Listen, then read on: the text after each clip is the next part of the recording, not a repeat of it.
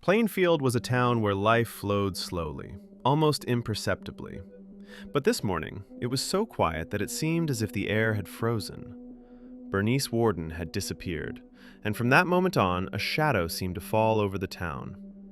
I arrived here as a reporter, not knowing that this day would mark the beginning of the darkest story of my career. The store was empty, as if it had been abandoned in a hurry. There were no signs of a struggle, only a receipt on the counter. The last customer was Ed Gein, a name that would soon shake the entire Plainfield area. Gein was quiet, modest, inconspicuous. He was one of those residents whom you know by name but never really know. He was described as polite, but strangely polite.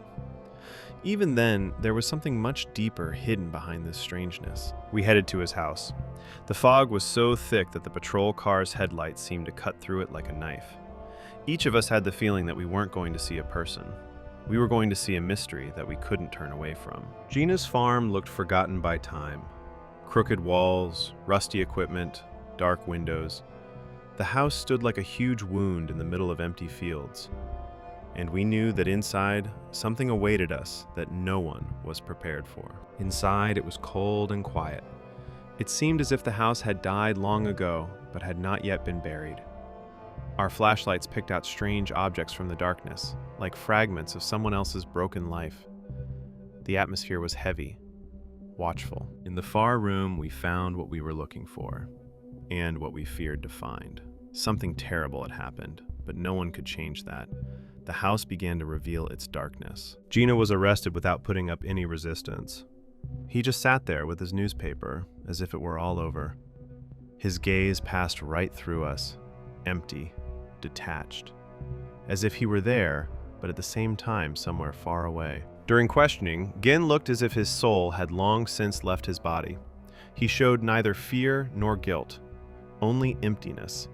And that emptiness seemed more dangerous than any aggression. We continued our search. The rooms grew increasingly gloomy. On the floor lay strange structures, scraps of fabric, man-made objects whose meaning only he understood. Loneliness had lived here for too long. But one room was like something from another world. His mother's bedroom, clean, untouched by time. Gein guarded it like a sacred place.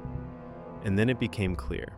This house was not just a dwelling, it was a mausoleum of his past. Psychiatrists would later say that he never let go of his mother.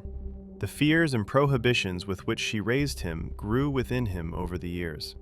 He spoke to her as if she were alive, even after her death.